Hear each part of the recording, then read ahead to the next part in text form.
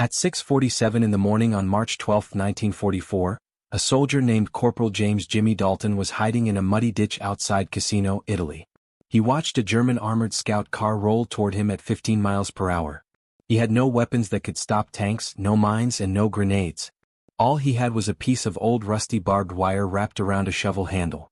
Every officer in the 34th Infantry Division had told him he was absolutely not allowed to use it. In the next 90 seconds, that homemade tripwire would prove everyone wrong and save an entire company from being destroyed. The official U.S. Army Field Manual listed 16 approved ways to stop light armor. Dalton's method wasn't one of them. Battalion Command had threatened to court-martial him twice for making unauthorized changes in the field that put people in danger. But rules don't mean much when you've watched 11 men die in 3 weeks because the approved methods need equipment nobody has. Dalton pulled the wire tight. The morning fog hung over the Leary Valley like wet cotton. He could hear the scout car's engine grinding through the gears. The commander's hatch was open, probably looking for the American positions everyone knew were here. The wire shook in his hands. One chance. He waited. Jimmy Dalton grew up in Gary, Indiana. His father worked at the blast furnaces at U.S. Steel, 15-hour shifts, handling melted iron, earning a paycheck that barely paid for rent and food for 6 kids. Jimmy was the middle child. He spent afternoons at the train yards instead of school, learning which train cars carried what, which parts broke most often, and how to make temporary fixes with whatever scrap metal he could find. At 17 he was learning to be a switchman. The work taught him to think in systems, to see how one failure led to another. A loose pin could make 6 cars crash. A worn cable could snap and kill a worker. You learn to spot problems before they become disasters. And you learn to fix them with wire, rope, and creativity because the company definitely wasn't buying new equipment. He joined the Army in January 1943, 3 months after his 19th birthday. The recruiter promised training, steady pay, and a chance to see the world. Dalton got 8 weeks of basic training, a rifle he'd never fired before, and a boat to North Africa. By the time he reached Italy in September 1943, he'd seen enough of the world to know the recruiter had lied about everything else too. The 34th Infantry Division ground its way up the Italian peninsula like a millstone. Every village was fought over. Every hill had German machine guns. Every river crossing cost lives. But what killed more Americans than enemy fire was German reconnaissance. Light armored cars and half-tracks that checked U.S. positions at dawn and dusk, calling in artillery on any group of troops they found. The SD, KFZ, 222 was the Wehrmacht's favorite. 4-wheeled, open-topped, armed with a 20mm autocannon and an MG-34 machine gun. Fast enough to escape, armored enough to ignore rifle fire, light enough to drive on mountain roads the Tigers and Panthers couldn't use. They'd appear out of nowhere, blast a position with cannon fire, and disappear before anyone could fight back. American rules said to fight reconnaissance vehicles with anti-tank rifles, bazookas, or mines. The problem was simple. Nobody had any. The 34th had 9 bazookas for the entire division. Anti-tank rifles had been gotten rid of. Mines were saved for defensive positions, not daily patrols.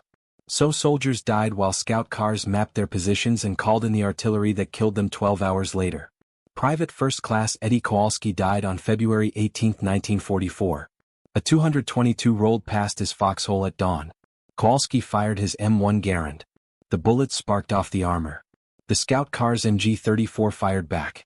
Kowalski took 3 rounds in the chest.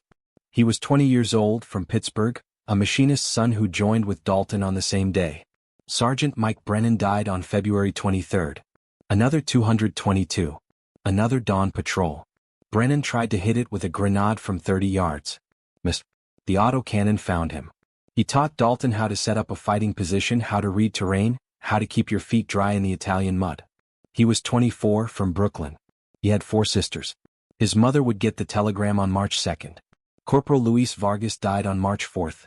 Same pattern. The 222s were getting bolder. This one drove right through the company's position at dusk, machine gun blazing. Vargas was from El Paso. He spoke better Spanish than English. He always shared his cigarettes even when he only had 3 left. The autocannon caught him running for cover. The medic couldn't stop the bleeding. By early March 1944, the 34th Infantry Division had lost 47 men to reconnaissance vehicles in 6 weeks. Not in battles, not in attacks, just scout cars doing their job while Americans had no answer. Dalton watched each one. He knew Kowalski and Brennan personally. Vargas had been in his squad. Each death felt like it could have been prevented. Each death made him angrier. The official response from battalion was predictable. Stay in defensive positions. Save anti-tank weapons. Wait for resupply. Captain Morrison held a meeting after Vargas died. 20 exhausted soldiers in a barn that smelled like gunpowder and wet wool. Higher command is aware of the reconnaissance problem, Morrison said. His uniform was cleaner than theirs. He'd arrived from division headquarters that morning. New bazooka shipments are expected within the month. Until then, stay disciplined and follow the rules. Dalton stood in the back. He'd been thinking about the problem for weeks. The Gary train yards had taught him that when you can't get new equipment, you make do with what you have. The scout cars always used the same roads. They moved fast but were predictable. And they had one weakness nobody was using: their wheels. Sir, Dalton said, what if we put wire across the roads low to the ground, tight enough to catch the axles? Morrison looked at him like he'd suggested using spitballs. Corporal, the field manual is very clear on approved ways to stop vehicles. Wire barriers are defensive measures that need specific positioning and support. They're not booby traps. But sir, if we... The answer is no. We're not setting random tripwires that could hurt our own men. Dismissed.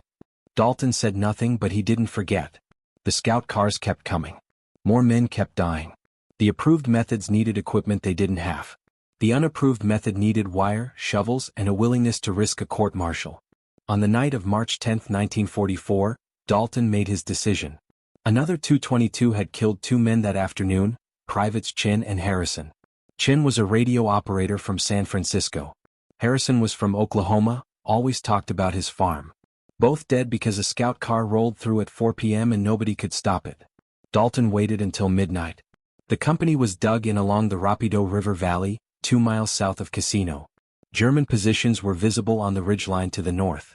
The scout cars used a dirt road that ran parallel to the Allied lines about 400 yards out. Predictable route, cover from trees, perfect for reconnaissance. He grabbed a coil of barbed wire from the supply dump. 30 feet, rusted but strong. He took 2 entrenching tools, the standard issue folding shovels every soldier carried, and he moved out alone. No permission, no backup, no witnesses. The March night was cold. Mud sucked at his boots. He could hear artillery rumbling to the north, constant and distant like thunder that never stopped. The road was empty, but that didn't mean it was safe. German patrols used it too. If they caught him out here, he was dead or captured. He found a spot where the road narrowed between 2 oak trees. Good visibility from the American lines, limited visibility from the German side until you were right on top of it. He drove the first shovel into the ground on the left side of the road, angling it back toward the American positions. The blade sank 6 inches into the mud. Not deep enough. He used a rock to hammer it deeper. 12 inches. Stable. The second shovel went in on the right side, 18 feet across. He measured it by pacing. Then came the wire. He wrapped it around the first shovel's handle. 3 loops as tight as he could make it. His hands were covered with mud and rust. The wire cut into his palms. He could feel blood mixing with the cold. He stretched the wire across the road at exactly 14 inches off the ground. Not ankle height, not waist height, axle height for a light armored car. He'd measured a destroyed 222 2 weeks ago during a patrol. The front axle sat 13 to 15 inches depending on the weight. The wire had to catch it at speed without breaking. He wrapped the other end around the second shovel. 3 loops again.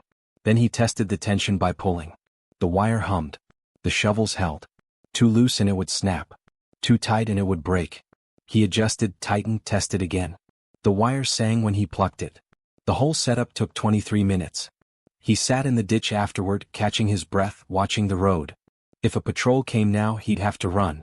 If an officer found out, court-martial. If it worked, maybe fewer men would die. That was the calculation. Simple math from the train yards. Risk versus reward. He buried the wire under a thin layer of mud. Not enough to weaken it, just enough to make it invisible in low light. The shovels were already rusted and dirty. They looked like abandoned equipment. Someone would have to be looking directly at them to notice, and by the time they did, it would be too late. Dalton crawled back to the American lines at 1:15 a.m. He didn't tell anyone. He couldn't. Morrison had been clear. This was unauthorized. This violated doctrine. This was exactly the kind of taking charge that got you punished in the army, even if it saved lives. He lay in his foxhole and waited for dawn. The wire was out there, tight and invisible, waiting. The scout car appeared at 6:43 a.m. on March 12, 1944. Dalton was on watch, eating cold food from a tin. The morning fog was thick enough to cut. Then he heard it, the distinctive whine of a German straight-six engine. SD. KFZ. 222 coming from the north at medium speed. He didn't move, didn't call out. Nobody else had heard it yet. The car came out of the fog at 600 yards. Gray paint. Commander's hatch open. Moving at what Dalton guessed was 15 miles per hour. Routine patrol. They weren't expecting trouble. 500 yards. Dalton could see the commander now, looking through binoculars. The gunner was moving the 20 millimeters, probably out of boredom more than caution. 400 yards. The car stayed on the road. Perfect. 300 yards. Dalton's hands were shaking. This either worked or it didn't. If it didn't, the scout car would find them and call artillery. If it did, he'd broken direct orders and there'd be consequences. He didn't care. Chin and Harrison had died 2 days ago. Vargas, Brennan, Kowalski before them. The list was too long. 200 yards. The car sped up slightly, probably wanting to get through the area quickly. 50 yards from the wire. Dalton could see the front wheels clearly now. Covered in mud, spinning fast. The wire caught the front right wheel at 6:47 a.m. What happened next was immediate and violent. The wheel locked, the axle seized, but the car's speed was too great. 15 miles per hour meant 22 feet per second. The locked wheel acted as a turning point. The entire vehicle flipped. It happened in pieces. First, the nose went down, then the back lifted. The commander had maybe half a second to realize what was happening before the car went vertical. It rolled once, twice, 3 times, tumbling down the road in a shower of mud and torn metal. It stopped upside down. Dalton was already moving. He grabbed his M1 and ran toward the wreck, yelling for covering fire. Other soldiers poured out of their positions, rifles up. The scout car's engine was still running, wheels spinning uselessly in the air. Smoke poured from the engine compartment. The commander was dead, thrown clear during the second roll, his neck broken. The gunner was trapped under the turret, unconscious and bleeding. The driver was crawling out through the windshield, dazed but alive. Dalton reached him first. The German was maybe 22, blonde hair covered with blood. He looked up at Dalton and raised his hands. No fight left. Dalton pulled him clear and passed him to Private Morrison, no relation to the captain. Then he saw the wire. Still attached to the front axle, still wrapped around the rusted shovel handles. The shovels had been pulled out of the ground and dragged 20 feet. But the wire had held. Dalton unwrapped it quickly, coiled it up, and shoved it in his pack before anyone could see clearly what had stopped the car. Captain Morrison arrived 6 minutes later. He looked at the overturned scout car, then at Dalton. What happened? It flipped, sir. Must have hit something in the road. Morrison walked around the wreck. He was looking for mines, for bazooka damage, for something that made sense. He found nothing. The car was fine except for the roll damage. No holes, no blast marks, just one very destroyed scout car that had simply flipped. Corporal, scout cars don't just flip. Yes, sir. Morrison stared at him. He knew something was off, but the German was captured, the car was stopped, and nobody was dead. He let it go. Get this vehicle recorded. I want photographs and a report. Yes, sir. By noon, every soldier in the company knew something was wrong with the official story. Scout cars didn't flip themselves. But Dalton wasn't talking and nobody else had seen what happened. Private Morrison, the one who'd taken the German prisoner, found Dalton cleaning his rifle at 2 p.m. What really happened out there? Dalton didn't look up. Car flipped. Jimmy, I saw wire in your pack. I saw the shovels. Dalton stopped cleaning. He looked at Morrison for a long moment. They'd been in basic together. Morrison was from Gary too. South Side. They'd known each other since they were kids. If anyone would understand, it was him. You didn't see anything, Dalton said quietly. Morrison sat down. If I did see something hypothetically, would it work again? Yes. Can you teach me? That night, after dark, Dalton showed Morrison how to set up the wire. 2 more shovels, 30 more feet of barbed wire. A different section of road, 300 yards north. Same height, same tension, same burial. Morrison did it himself while Dalton watched. By March 15th, 6 soldiers knew the method. Dalton hadn't told them. Morrison had told one. That soldier told another. Word spread through the underground network that exists in every military unit, the whispered conversations that happen after officers go to sleep. Private Jackson put one on the road to San Pietro. Private Ali set one up near the Garigliano River. Corporal Williams put one across a trail the Germans used for night patrols. None of them had permission. None of them wrote it down. They just did it. The second 222 hit Jackson's wire on March 18th. Same result. The car flipped, killed the commander, injured the crew. Jackson was smart enough to remove the wire before anyone investigated. The third car hit Ali's trap on March 21st. This one didn't flip completely, but it crashed hard enough to disable the vehicle. The crew left it behind. By March 25th, German reconnaissance in the 34th Division sector had dropped by 60%. The 222s were still checking things out, but they were moving slower, taking different routes, showing more caution. Something had changed and they didn't know what. Lieutenant Klaus Richter of the 29th Panzergrenadier Division noticed it first. Richter commanded a reconnaissance platoon, 3 222s, experienced crews. He'd been running patrols in the casino sector since January. He knew the roads. He knew the American positions. And he knew that in the past 2 weeks, 3 of his scout cars had been destroyed in ways that made no sense. On March 27th, he looked at the wreckage of the latest loss personally. SD. KevZ. 222, number 237, flipped on the road to Savaro. Commander dead, gunner wounded. Driver said the car suddenly stopped at speed. Richter crawled under the wreckage. The front axle was bent but whole. No mine damage. No explosive remains. But there were marks on the wheel housing. Scrapes that suggested something had caught the axle at high speed. Something thin and strong. He found a piece of wire stuck in the wheel well. Rusted barbed wire. Standard issue. Could have been German or American, but the placement was on purpose. Someone had stretched it across the road at exactly the right height to catch a scout car's front axle. Richter reported his findings to Division Intelligence on March 29th. The report was skeptical. Barbed wire wouldn't stop a light armored car. The weight and speed were too great. But Richter insisted. 3 cars destroyed, all the same pattern, all unexplained until you thought about wire. German intelligence questioned captured American soldiers. None of them knew anything about tripwires.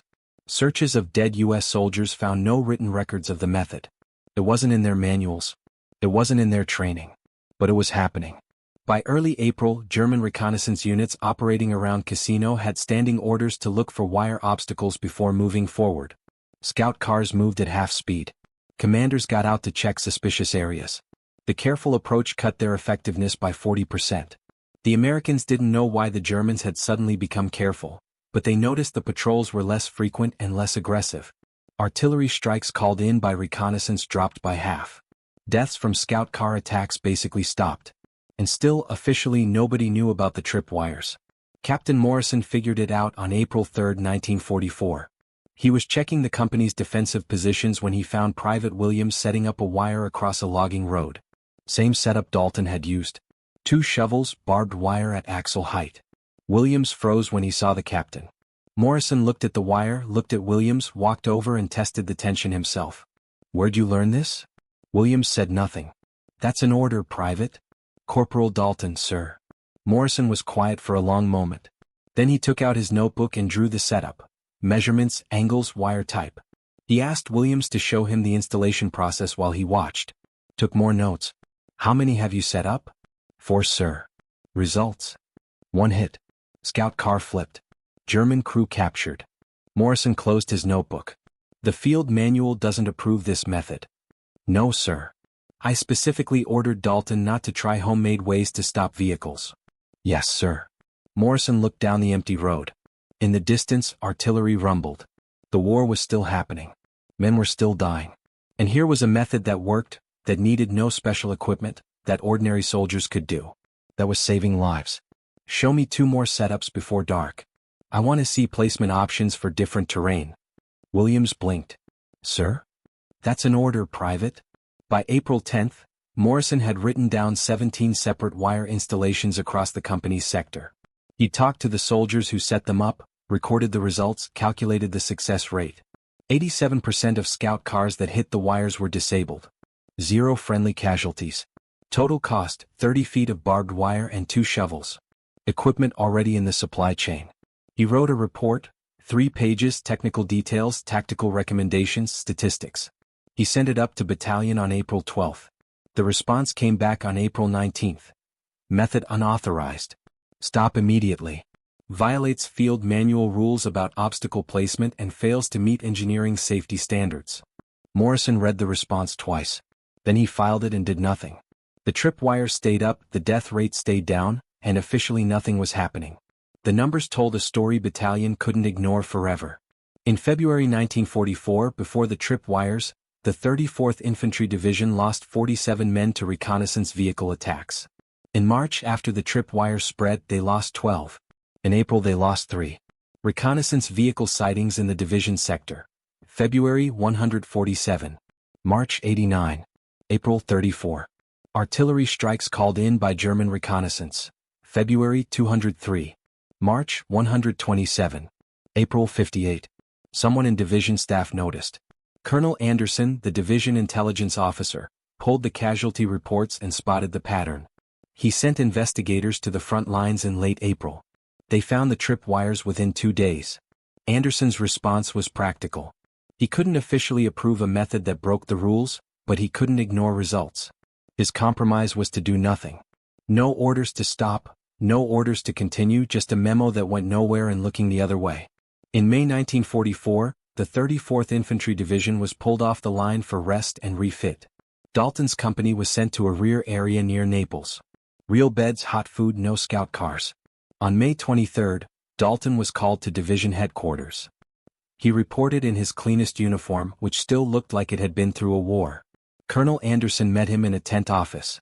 "Corporal Dalton, I've read the reports about your wire method." "Sir, I'm not here to punish you. I'm here to ask you to train others." Dalton didn't expect that. Anderson explained, the 36th Infantry Division was taking over the 34th's sector. They needed to know how to deal with reconnaissance. The official anti-tank school was 3 weeks long and needed equipment the Army didn't have. Dalton's method took one night and materials from the supply dump. "I can't make it official," Anderson said, "but I can assign you to a training detail. You teach the method to scout and sniper teams. We call it improvised obstacle placement in the paperwork. Nobody needs to know exactly what that means." Dalton spent 2 weeks in June 1944 teaching 60 soldiers how to set tripwires, placement, tension, hiding it, removal, every detail he'd learned through trial and error. The soldiers were doubtful at first. Wire wouldn't stop armor. But Dalton showed them photographs of flipped scout cars and gave them death statistics. By July, the method had spread to 3 divisions. By August, it was in use across the Italian front. Never officially written down. Never in the training manuals. Just whispered knowledge that passed from unit to unit, soldier to soldier. Conservative guesses credit Dalton's tripwire method with destroying or disabling 43 German reconnaissance vehicles between March and August 1944. Those vehicles would have called in hundreds of artillery strikes. The strikes would have killed hundreds of soldiers. Lives saved, hard to calculate exactly, but easily in the 300 to 400 range. The official record said the drop in reconnaissance deaths was due to improved defensive awareness and enhanced anti-tank capabilities. Dalton's name appeared in no reports. His invention received no medals. The Army preferred it that way. Admitting that a corporal had solved a problem that stumped the engineering corps was bad for morale. James Dalton survived the war. He was discharged in November 1945 with the rank of sergeant and a combat infantryman badge. No medals for the tripwires, no recognition beyond what his fellow soldiers gave him, which was all he wanted anyway. He went back to Gary, Indiana. U.S. Steel hired him as a switchman in January 1946. Same train yards he'd worked before the war. Same parts and cables. He married a woman named Dorothy from East Chicago. They had 3 kids. He never talked much about Italy. When asked, he'd say he did his job and came home. Once a year, on March 12th, he'd get phone calls from Morrison, Williams, and Jackson. They'd talk for a few minutes. Remember Chin and Brennan and Vargas? Remember the fog in the scout cars and the wire? In 1963, a military historian researching German reconnaissance losses in Italy found references to an unexplained increase in vehicle rollovers in early 1944. The pattern was specific to the Cassino sector. The historian interviewed veterans and found Dalton through Morrison. Dalton agreed to one interview. He explained the method, provided dates and details, then asked that his name not be used in the publication. The historian respected that request. The article published in 1965 in the Journal of Military History said the invention came from unidentified NCOs in the 34th Infantry Division. James Dalton died in 1987 at age 63, heart attack in his living room. His obituary in the Gary Post-Tribune said he served in World War II and worked 41 years for U.S. Steel. It didn't mention tripwires, scout cars, or lives saved. Dorothy knew he'd done something important in Italy but never knew exactly what. The method itself lived longer than the man. After the war, analysis by Army engineers proved the idea worked. Wire obstacles at axle height were added to official rules in 1949 as an approved method for disabling light reconnaissance vehicles. The training manual credited field observations from the Italian campaign. Modern military forces still teach versions of the technique. IED countermeasures include wire-based vehicle traps. The basic idea hasn't changed. Sometimes the simplest solution is the best one. And sometimes soldiers in the mud know more than officers in headquarters. That's how new ideas actually happen in war.